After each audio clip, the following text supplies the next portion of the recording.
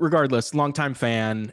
So it's an honor to speak with you today. Thank you. And of course, In the Gray is just so much fun as always. Like you've been in the pocket of these great, fun, no nonsense action movies, but they all seem to really scratch different itches, like The Covenant and Ministry, and now In the Gray. It's like so much different. It's about leverage and law and logistics compared to the others. Like, what's the itch you're chasing when you decide an action movie is worth making, an original action movie? By the way, you phrase that in a way that I can deal with. I was intimidated that we wouldn't have a provocative and interesting question, and actually it is. And I thought you put it in a particularly good way.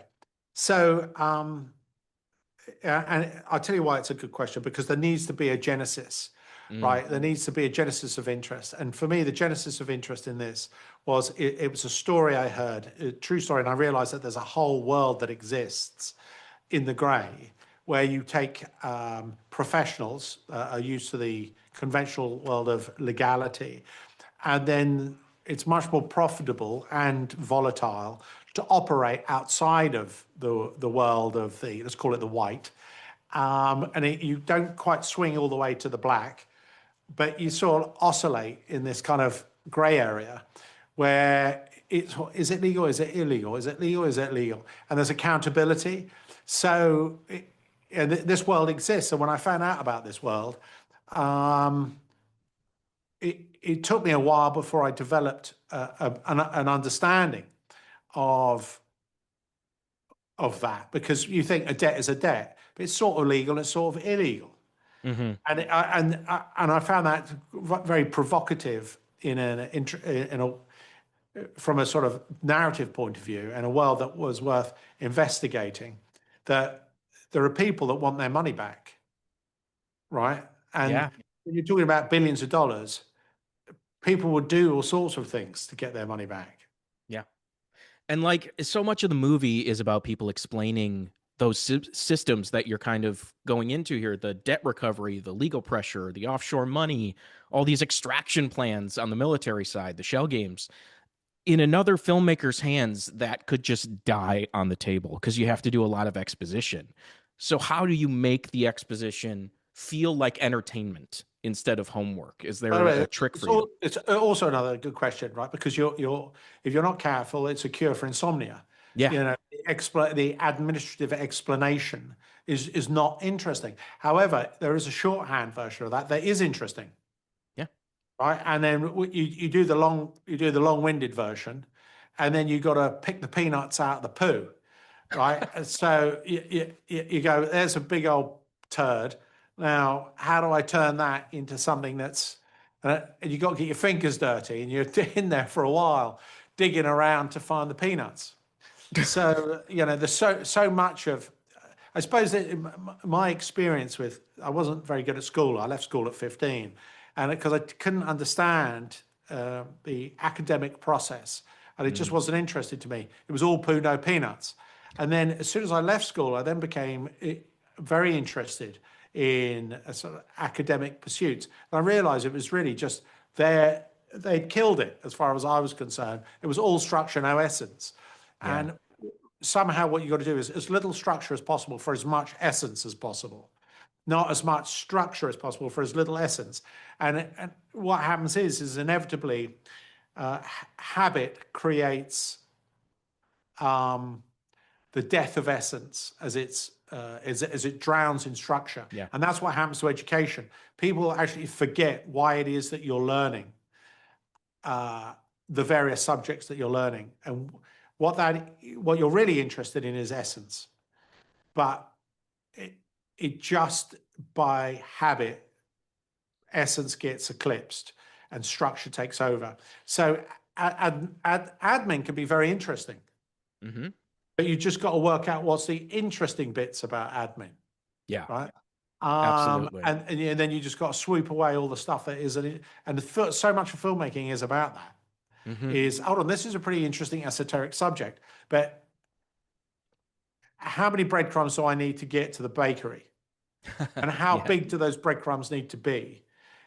So you can follow how many links do you need in that chain? And I found great philosophers have a great ability to do as fewer links as possible to get you to understand a very esoteric subject. Yeah. And then you go, I follow that. Jordan Peterson was very good at this. You take a very complicated subject that you thought, well, I can't broach it. But he would just go 4 links in a chain, and you go 1, 2, 3, 4. My God, it was as simple as that. Yeah. Right. And so there are certain people that have skills that allow to take something deeply complicated and esoteric, and their breadcrumbs happen to be attractive and consumable enough for you to get you there. It's a great skill with certain people, and certain people are good at it in some subjects and not so good at it in others. And on top of that, you're kind of cloaking it in an action movie with movie stars and style and money and danger and a real cinematic engine because of this system you're putting it in. Those movies are harder to get made now when they're in the original realm. And when they do get made, they're often well received. Like a lot of your action movies that you've recently had, they're super well received by the fans, but they're not exploding financially. So, how do you think about making original action movies in a marketplace that just rewards brands and pre awareness? It's a good question, and I'm not sure if I'm qualified to answer because the sands change. And by the way, it's not the business is not as transparent as it used to be financially. So what works financially is not obvious like it used to be, right? So we've made films that don't seem commercially viable or successful, and then you find out a year later that they're very commercial and viable. Yeah. But it's not transparent because you used to be able to just calibrate things in terms of box office. It's not how it works anymore. So how the industry works is constantly changes, and you think you understand it, and then you realize you're completely wrong.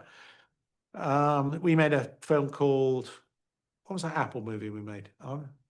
Fountain of Found Youth. Youth, which Yeah. really it didn't make a noise at all. And then it's the most successful after Still on F1. the top 10, I think. And it's just it plows away, right? And it's absolutely nothing. And we bumped into an article that told us that. And it's funny. You find out what works, what doesn't work, what's popular with critics isn't popular with the audience. What's popular with the audience isn't popular with critics.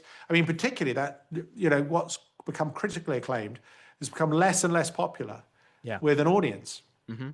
And sort of, I'm not sure if it's vice versa, but it's certainly conspicuously gone that direction. So the industry it's not transparent at all. So we've made it our business to be quite busy. and also like in TV. And then you find out, then you start to realize all the different formats, the different revenue streams.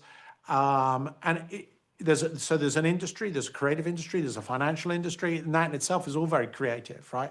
So somewhere in the middle of this, it's pretty interesting to be in the middle of it. It's pretty interesting to see how it unfurls, what's palatable, what's not palatable. I mean, it's funny. I end up watching really shit movies, and I go, but I got to the end. Yeah. Right? And I've started watching quite good movies, and I never made it to the end. Right? And you could go for a cup of tea and you never come back again.